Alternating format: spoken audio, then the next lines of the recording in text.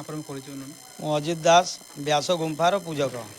ସେ ଯେଉଁ ମୁଁ ଶୁଣିଥିଲି ସେ ବେଦବ୍ୟାସ ସାର୍ ବ୍ୟାସ କ୍ଷେତ୍ର ବୋଲି କୁହାଯାଏ ସାର୍ କ'ଣ ଇତିହାସ ରହିଅଛି ସାର୍?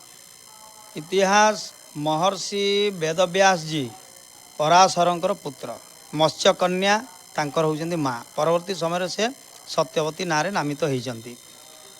ଏହି ଶଙ୍ଖ କୋଏଲ ସରସ୍ୱତୀ ନଦୀ ଗଭୀରରେ ଯେତେବେଳେ ନୌକା ପାର ହେଉଥିଲା ସେତେବେଳେ ଆକାଶବାଣୀ ହେଲା ଯେ ଏହି କନ୍ୟାରୁ ଗର୍ଭରୁ ଯେଉଁ ପୁତ୍ର ଜାତ ହେବ ସେ ଯୋଡ଼ିବ ଅଷ୍ଟାଦଶ ପୁରାଣ, ବିଭିନ୍ନ ପ୍ରକାର ବେଦକୁ ଅଧ୍ୟୟନ କରିବ, ବେଦ ବିଭାଗୀକରଣ କରିବ, ସେଇଟା ଆଗରୁ ହେଇଯାଇଥିଲା।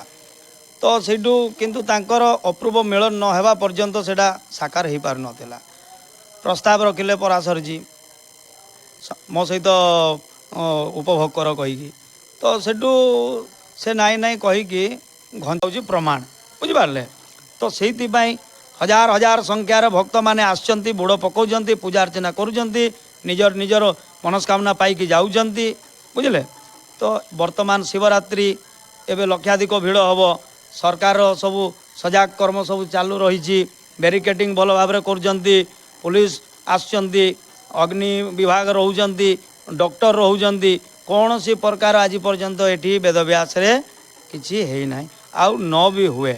କାହିଁକିନା ଭଗବାନର ଆଶୀର୍ବାଦ ଅଛି ଏଠି, ଶ୍ରଦ୍ଧାର ଭାବରେ ଲୋକ ଆସୁଛନ୍ତି।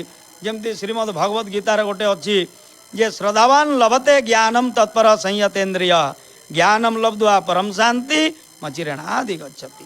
ଯିଏ ଶ୍ରଦ୍ଧାରେ ଆସିବ ତାଙ୍କୁ ଶ୍ରଦ୍ଧା ମିଳିବ। ଏ ହେଉଛି କଥା। ଏଇ ବେଦବ୍ୟାସ ପବିତ୍ର ପୀଠର। ଜୟ ଶ୍ରୀରାମ। ଧନ୍ୟବାଦ।